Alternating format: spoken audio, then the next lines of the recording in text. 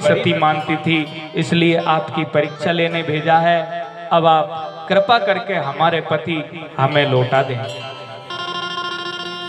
मैया ने कहा एक काम करो, जिसका जो हो पहचान लो, जिसका हो वो पहचान लो। अब छोटे छोटे से बालक कौन किसका क्या है, कौन किसको पहचाने। चक्कर पड़ गया देवियों को।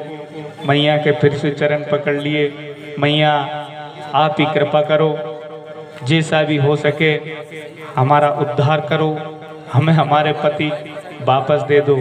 मैया ने कहा पति तो दे दें, पर जो अभी हमने मात्र सुख लिया है ये सुख हमें मिलना चाहिए। इनसे कहा कि प्रभु आप ही कुछ करो। बोले हम तो मैया के प्रेम में बंधे हुए हैं, हम कुछ नहीं कर सकते, आप ही निपटो आपके हिसाब से।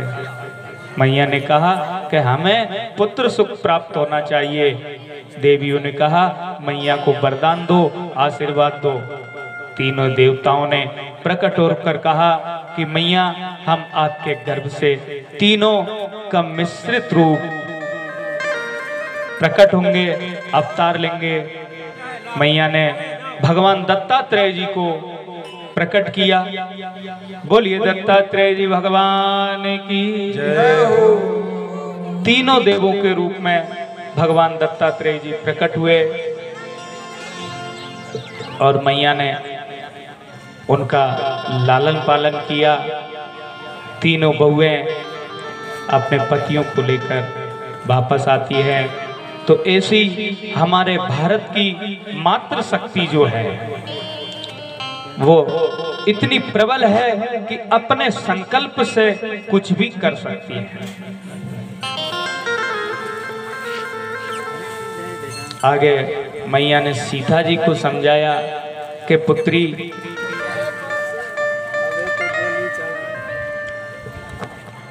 नारी का धर्म है। और क्या है नारी का धर्म? कि मातु पिता भ्राता हितकारी। माता पिता भाई इनका हित करने वाली होना चाहिए। माता पिता भाई का हित करने वाली होना चाहिए। और अमित दान भरता वैदेही, उसमें दान की प्रवृत्ति भी होना चाहिए। और पति के लिए पति के अनुरूप चलने वाली होना चाहिए। क्यों? कि बेटी वेद कहते हैं धीरज धर्म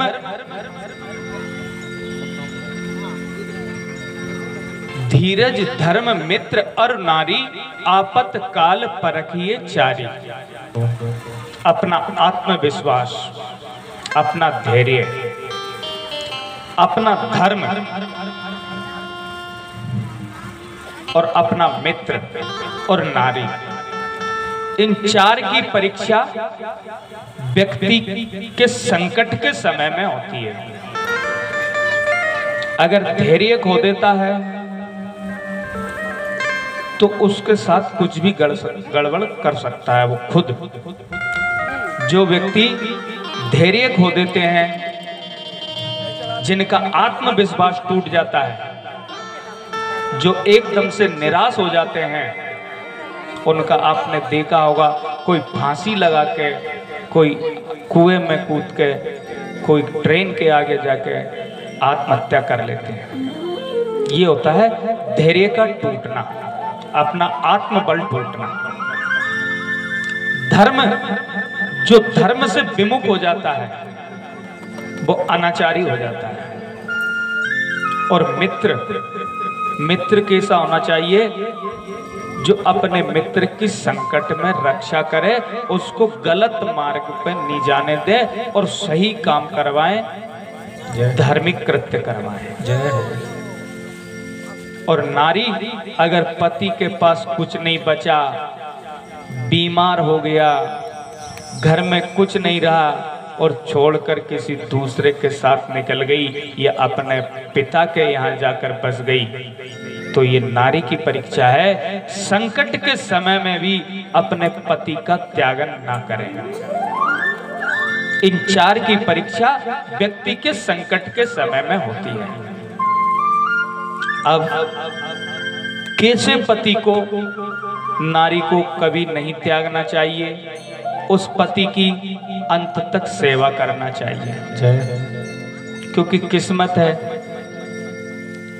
कभी कभी ऐसा बेमेल विवाह भी हो जाता है जो नहीं होना चाहिए। ज्यादा उम्र का पति मिल जाए तो मैया अनसुईया कह रही है कि वृद्ध रोग वश जड़ अति दीना। बूढ़ा हो गया, रोगी हो, वृद्ध रोग वश जड़ धनहीना, ये पागल हो गया हो, या जिसके पास धन खत्म हो गया हो सकता है उसके कुछ समय खराब आ जाए और वो धन से हीन हो जाए।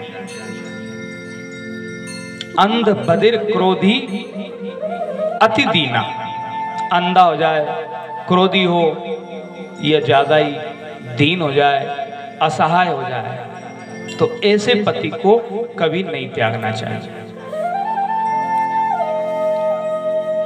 ऐसे पतिकर किए अपमाना, नारी पाव जमपुर दुख नाना।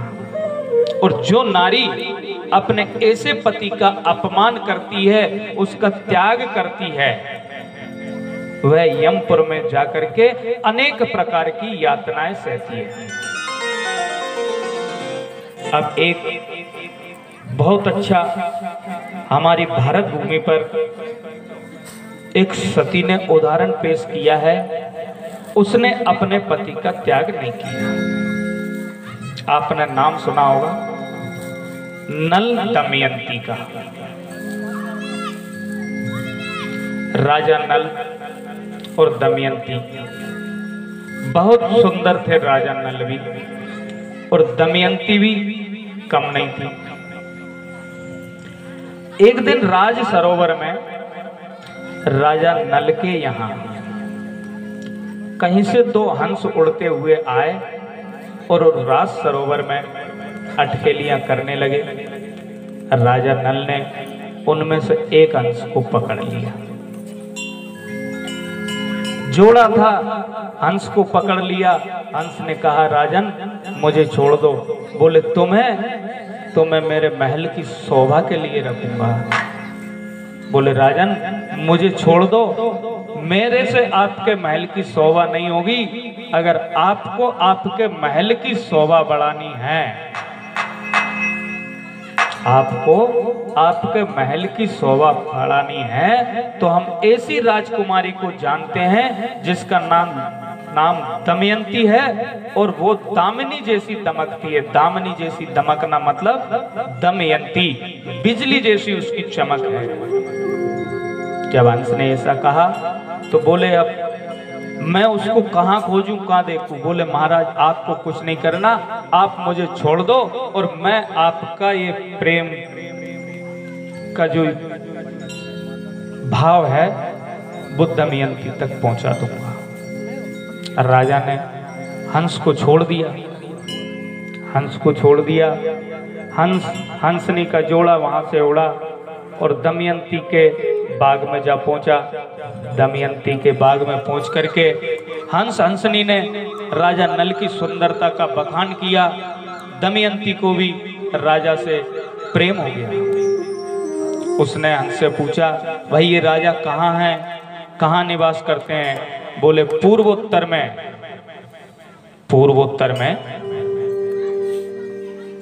रहते हैं। उस समय अलग अलग तरह से नाम थे देशों के, अलग अलग देश बने हुए थे। आज तो पूरा भारत एक है। पहले खंड खंड में अलग अलग देश बने हुए थे, राजाओं के देश। तो नाम बता दिया। उन्होंने कहा, किसी भी तरह से मेरा ये प्रेम पत्र राजा नल तक पहुंचाओ। इधर पिताजी के यहाँ संदेश पहुंच गया, उधर राजा नल, दोनों की शादी हो गई। शादी होने के बाद राजा नल पर एक विपत्ति आ गई, और विपत्ति आई तो इतनी बड़ी आई कि राजा नल का राजपाट सब कुछ छूट गया। खुद के भाई ने जुए में हरा करके राजा नल का राजपाट लूट लिया। राजा नल का जब राजपाट लूटा, राजा को देश से निकाला दे दिया गया। राजा बन गया भाई और उसको निकाल दिया देश से। देश से निकाला। राजा ने कहा अब क्या करना चाहिए, तो उनका एक मित्र था, उस मित्र के यहाँ पहुंच गए। दोनों पति पत्नी मित्र के यहाँ पहुंचे तो वो भी राजा ही था। वहां की रानी ने दमयंती का अच्छा स्वागत सत्कार किया, अपने साथ रखा। और इधर राजा के मित्र ने राजा की खूब सेवा सत्कार की, खूब आव भगत की। एक दिन राजा नल का मित्र कहीं बाहर था। सेवक राजा के कमरे में भोजन का थाल रख गया। उस समय राजा पर शनि की दशा चल रही थी। राजा भोजन कर रहे थे और उसी कमरे में उनके मित्र की रानी का 9 लाख का हार टंगा हुआ था एक खूंटी पर। और उस खूंटी पर 9 लाख का हार टंगा हुआ था और दीवार पर एक मोर का चित्र बना हुआ था। राजा भोजन करते हुए मोर की ओर देख रहे थे और मोर धीरे धीरे करके उस रानी के 9 लाख के हार को निगल रही थी, क्योंकि विपत्ति का समय था। वो मोर जो चित्र कड़ी थी, वह मोर उस रानी के हार को निगल गई। अब राजा ने देखा कि ये मोर निगल गई है हार, और अगर अपन किसी से कहेंगे कि इस चित्र वाली मोर ने हार को निगला है तो कोई अपनी बात को नहीं मानेगा। इसलिए रात में ही उस राजा का घर छोड़ करके निकल गए। रानी ने सुबह देखा कि मेरा हार यहाँ टंगा हुआ था। राजा नल पे विपत्ति थी, उनका राजपाट छिन गया था, तो वो मेरे हार को लेकर के चले गए। मित्र ने भी कहा कि हो सकता है संकट का समय है, लालच आ गया होगा मन में। दमयंती भी राजा नल के साथ दोनों चलते चलते एक जगह जंगल में पहुंच गए। जंगल में जब पहुंचे, 3 दिन से कुछ खाया पिया नहीं था दोनों ने। राजा नल ने किसी प्रकार एक पोखर में से एक मछली मारी और मछली मार करके भून दी। राजा थे, शिकार भी करते थे, मांसाहारी भी होंगे। मछली को भून दिया। भून करके राजा ने कहा कि रानी मछली तो तैयार है, मैं नदी में स्नान कर लेता हूँ। स्नान करने लगे। मछली पत्थर पे रखी थी। आप सोचो क्या स्थिति रही होगी। वो भुनी हुई मछली जीवित होकर नदी में कूद गई वापस। कवि ने लिखा है कि जब शनि की दशा आती है तो राजा नल की दशा सिरानी, भूंजी मीन कूद गई पानी। राजा नल पे विपत्ति आई, संकट का समय आया, लेकिन दमयंती ने अपने पति का साथ नहीं छोड़ा। तो इन कहानियों से शिक्षाप्रद हैं। शिक्षा मिलती है कि संकट के समय में अपने जो भी साथी हैं उनका हमको सहयोग करना है। अगर किसी पे कोई संकट हो तो मैया अनसुईया जी ने कहा कि एक ही धर्म, नारी के लिए सिर्फ एक धर्म है। एक ही धर्म एक व्रत नेमा, और काये बचन मन पदी पद प्रेमा। नारी के लिए एक ही वचन है और एक ही धर्म है कि मन वचन और कर्म से अपने पति की सेवा में तत्पर रहे, अपनी पति की आज्ञा माने। जय। अब अगर पति की आज्ञा नहीं माने तो फिर सती जैसा हाल हो। शंकर जी ने तो बहुत मना किया, मत जाओ, भले ही तुम्हारे पिता का घर है, नीमानी गई और जल गई। क्या मतलब रहा? अगर नी जाती मान लेती तो कुछ नहीं बिगड़ता। मैं तो सकरात पे तो जांगोई भले टटरी बंजा कहीं भी कह कहते भी कभी कभी जब जून ज्यादा आ जाए तो मैं तो जानो सकरात पे। और मारो तो भाई को घड़ी घड़ी फोन आयो 2-4 बेर और उसे ही लगे रहे वो यूं भी कहते भी उसे ही लगे रहे वो कहते अपन मसद नहीं किए कोई कहते भी कहीं कोई कोई देखा निके कहीं तो जवाब दो के निके निके निके अधिकतर तो निके कोई एक आध अगर हो तो अब बात हो जाता है। जय हो। तो ऐसी है। अब नारियां कितने प्रकार की होती है? मैया अनसुईया सीता जी से कह रही है कि जगमऊ पतिव्रता, जग में पतिव्रता है जो कितने प्रकार की होती है? मैया कहती है जग में पतिव्रता 4 विधि आए ही, 4 प्रकार की नारियां इस जग में हैं। स्त्रियों के मैया अनसुईया ने 4 रूप बताए हैं कि 4 प्रकार की स्त्रियां इस जग में हैं। तो कैसी है कि उत्तम के अस बस मन माही। उत्तम जो नंबर 1 फर्स्ट डिग्री पहले नंबर की क्या है? सपने आन पुरुष पर नाई। जिसके सपने में भी कभी किसी पराये पुरुष का दर्शन नहीं किया हो, भले कैसी भीड़ में हो लेकिन उसने देखा ही नहीं है, स्वप्न में भी जिसने नहीं देखा।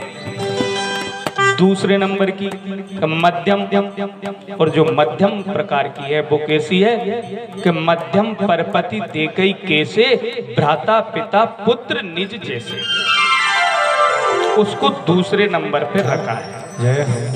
जो दूसरे पुरुष में दूसरे नर में अपने पिता को देके, अपने भाई को देके या अपने पुत्र को देके, ये 3 संबंध बना के जो चले वो सेकंड नंबर की है, मध्यम कहा गया है उसको।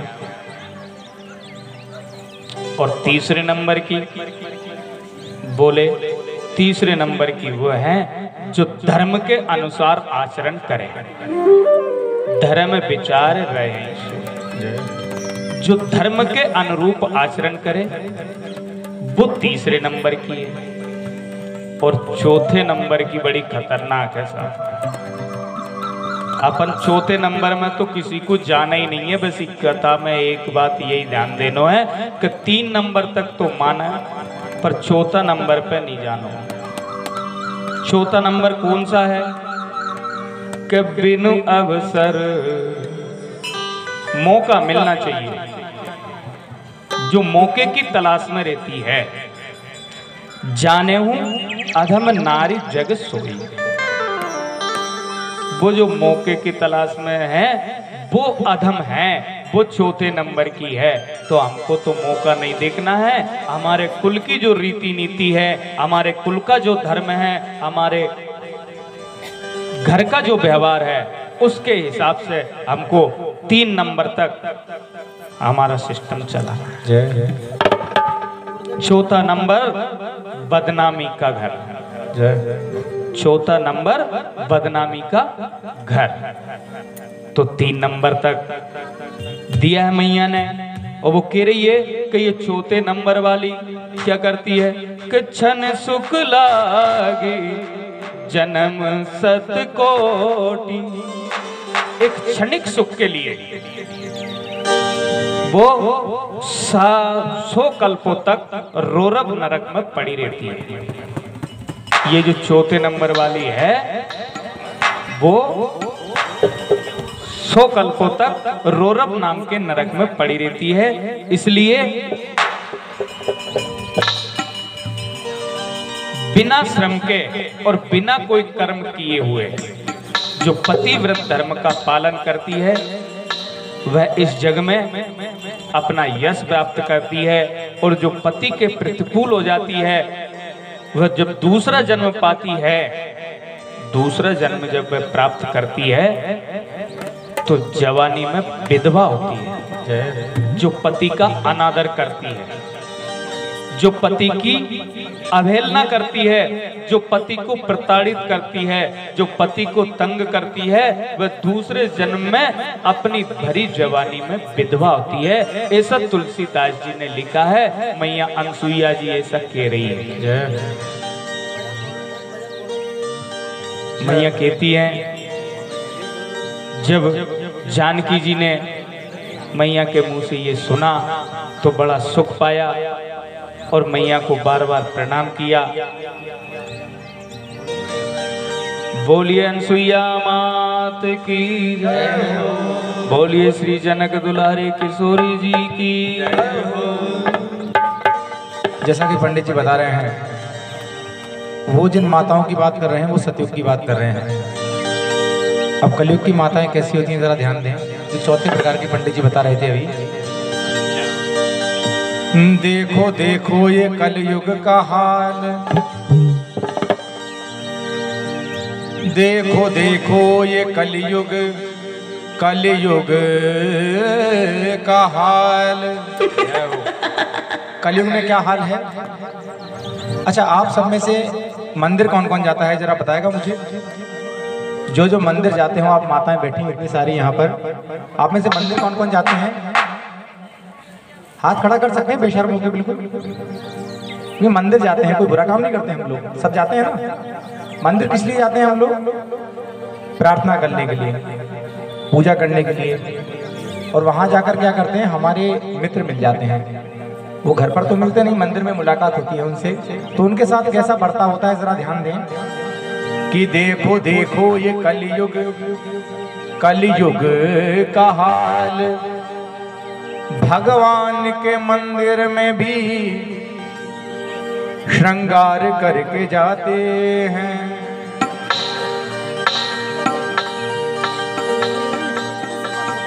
है बहाना, बहाना क्या लेते हैं?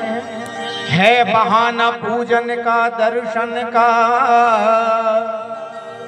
और मिले जो सहेली तो वहां पर भी ये बतियाते हैं। तो कहना है, अरे माता बहनों इतना बता दो, अरे माता बहनों इतना बता दो। सबसे पहले हमारे बीच में पंडित जी विराजमान हैं, ताली बजा करके सभी उनका स्वागत करेंगे और हमारे यजमान जी से निवेदन करते हैं और उनका तिलक बंधन करें। बोले माँ के बिहारी लाल के। अरे माता बहनों इतना बता दो, कितना कि मंदिर में श्रृंगार भला किस लिए है? मंदिर में श्रृंगार भला किस लिए है? मंदिर में श्रृंगार भला किस लिए है? मंदिर में श्रृंगार भला किस लिए है? अगर मिलनी ही है, वैसे तो क्या है, हम कितना भी क्रीम लगा ले, पाउडर लगा ले, जाना सबको शमशान में ही है। बाद में सारी मिट्टी, ये जो मिट्टी का शरीर जलकर राख होना है। तो कहना है, अगर मिलनी ही है मिट्टी में काया, अगर मिलनी ही है मिट्टी में काया, तो काया से इतना प्यार भला किस लिए है? काया से इतना प्यार भला किस लिए है?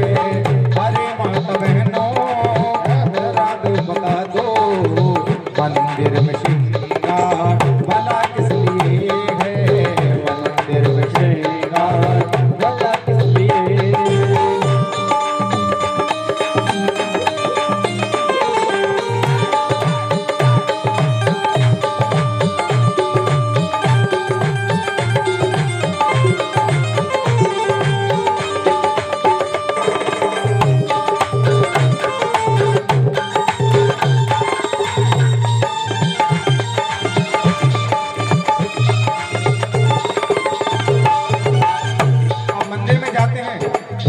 और मंदिर में जाकर क्या करते हैं? किसने क्या पहना, किसने क्या ओढ़ा, उधर ध्यान ज्यादा पूजा में थोड़ा, उधर ध्यान ज्यादा पूजा में थोड़ा, उधर ध्यान ज्यादा पूजा में थोड़ा। वहां जाकर कुछ माताएं क्या देखने जाती हैं, किसने अच्छे कपड़े पहने हैं, किसने क्या पहना है, कौन किस साड़ी में अच्छा लग रहा है, तो कहना है किसने क्या पहना, किसने क्या ओढ़ा, उधर ध्यान ज्यादा पूजा में थोड़ा, उधर ध्यान ज्यादा पूजा में थोड़ा।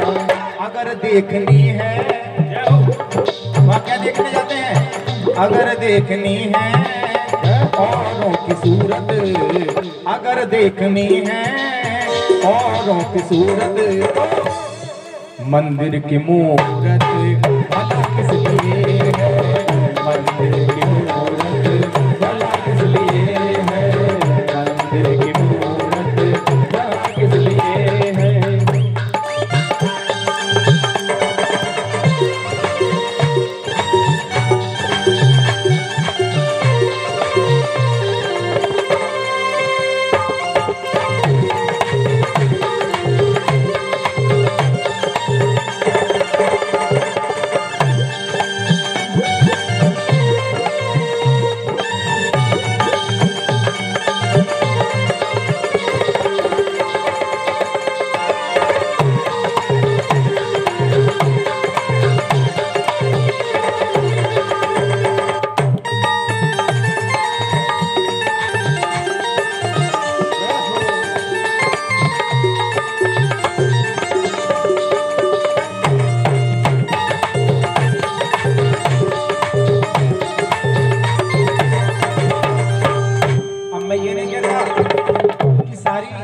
सिर्फ दूसरों को देखने जाती हैं, कुछ ऐसी होती हैं जो वाकई में भजन कीर्तन करने जाती हैं, तो वो क्या करती हैं, अपना ध्यान लगाती हैं।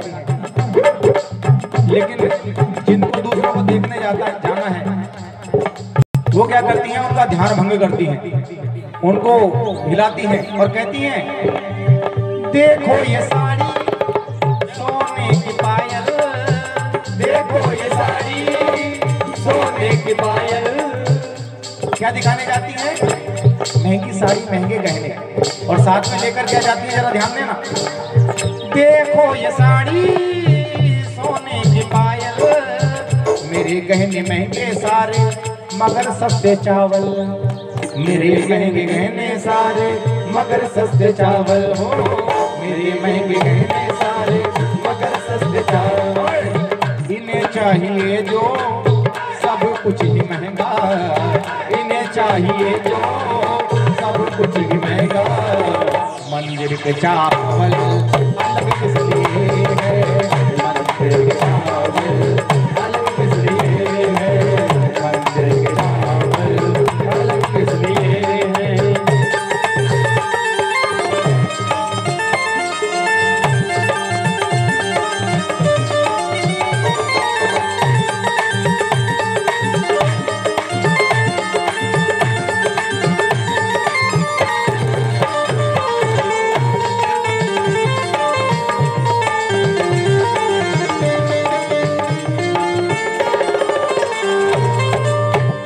क्या होता है, घर के झगड़े की बात आती है, तो वहां पर जो सहेली मिलती है उनसे चुगली करने की जगह उससे अच्छी कोई नहीं होती मंदिर में, क्योंकि रास्ते में कहीं मिलना होता नहीं है, शादियां साल में 2-4 निकलती हैं, तो मंदिर एक ऐसा स्थान है जब उन्हें किसी की चुगली करना हो तो मंदिर का स्थान देख लेती है। मंदिर घूमने जाना है, साथ में प्लान कर लिया और वहां जाकर क्या करती हैं, सब अपनी उम्र की देखती हैं, बुजुर्ग महिलाओं को देखती हैं, नई बहुओं को देखती हैं, बालिकाओं को देखती हैं, और क्या करती हैं, सास ने क्या सोचा,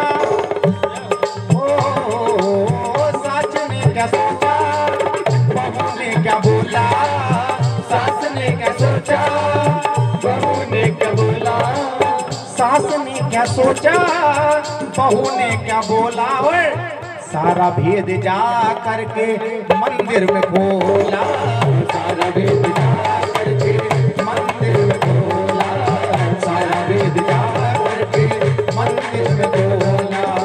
अगर प्रार्थना है, अगर प्रार्थना है विचार तुम्हारा तो घर घर की बातें यहाँ किस लिए है, घर घर की बातें भला किस लिए है, घर घर की बातें भला किस लिए है, घर घर की बातें भला किस लिए है। और सबसे खास बात, ये बात बड़ी खास है, थोड़ा ध्यान देना। अभी कथा चल रही थी माता अनुसुईया की। आप में से कौन कौन माता है जो माता अनुसुईया को जानते हैं? हाथ खड़ा करें, ऐसे शर्माने वाली कोई बात नहीं है। माता अनुसुईया को कौन कौन जानता है? आधे लोग जानते हैं ना। और माता मैना को कौन कौन जानता है? कोई नहीं जानता होगा। सीता मैया को तो सब लोग जानते होंगे, जानते हैं ना। अब किसी को आप जाने या ना जाने, किस किस को आप जानते हैं जरा ध्यान देना कि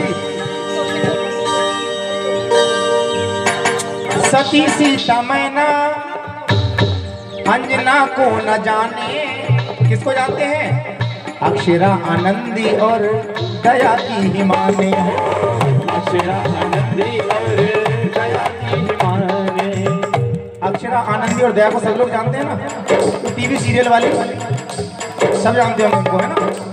सत्य सीता मैना अंजना को न जाने, अक्षरा आनंदी और दया की हिमाने हो, अक्षरा आनंदी और दया की हिमाने।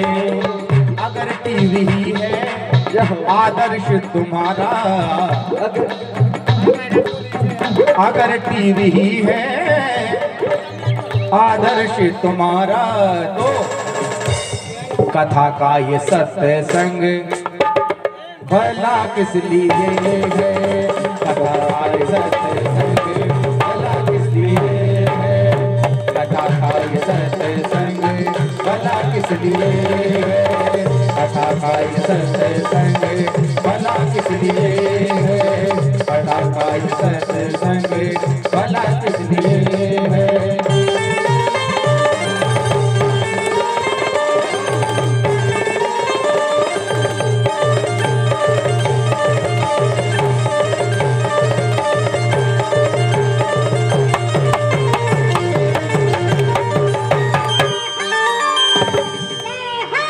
राजा रामचंद्र भगवान की जयकार। आपको जोर से लगाना है, एक ही बात हर भजन पर नहीं बोल सकते हम लोग, इसलिए ये बात आपको ध्यान रखनी है। बोले अंजनी लाल की जय हो, सर्वेश्वर भगवान की जय हो। तो अनुसुईया जी की कथा अपन सबने सुनी, दमयंती की कथा भी सुनी। अब ऐसे विचार जिनके मन में भी हों और जो कुछ थोड़ा बहुत